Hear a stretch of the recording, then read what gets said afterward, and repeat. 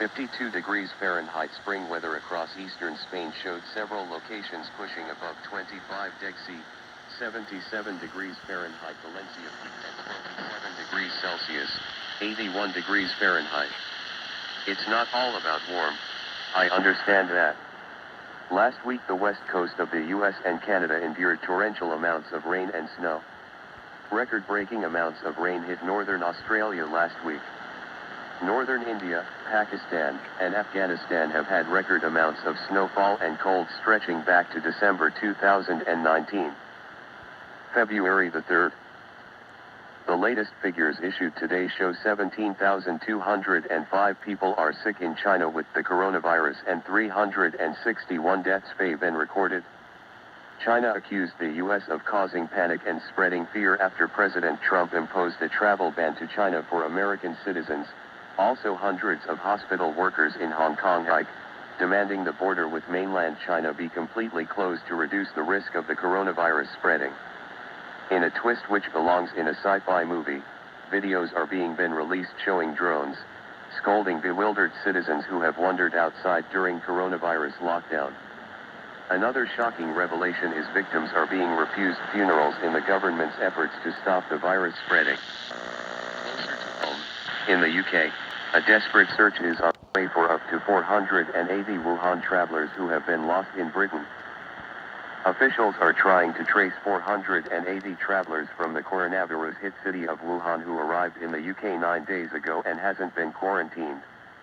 It was also revealed today fears over the coronavirus have triggered a sharp fall in Chinese shares as markets reopened after the Lunar New Year holiday. $400 billion was knocked off the value of Chinese stocks. Somalia today becomes the first country in the Horn of Africa to declare a locust infestation sweeping the region as a national emergency and comes a day after Pakistan issued an emergency declaration. The country's Ministry of Agriculture said in a statement on Sunday claiming the explosion of locusts in Somalia is causing dire consequences for people and their livestock. The swarms are said to be uncommonly large, consuming huge amounts of crops.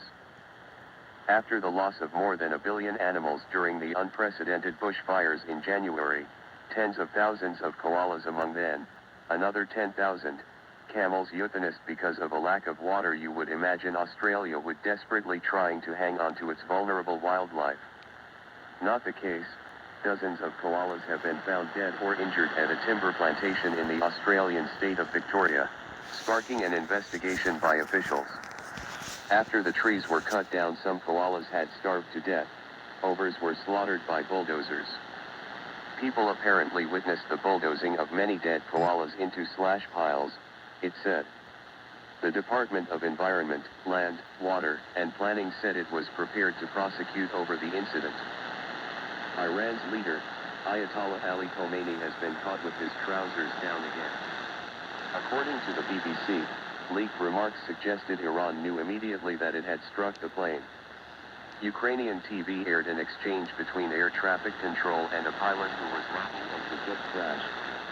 The Iranian pilot allegedly states he saw a flash like a missile fire in the sky, and then an explosion. Iran initially denied responsibility for the downing on January 8 that killed 176, but Ukraine's president said the conversation proved the country knew the flight had been hit by a missile. The first volcano eruption of February belongs to Japan when a volcano on an island in Kagoshima Prefecture erupted early Monday, the meteorological agency said, with no immediate reports of injuries. Pyroclastic flows observed there for the first time since January 29 last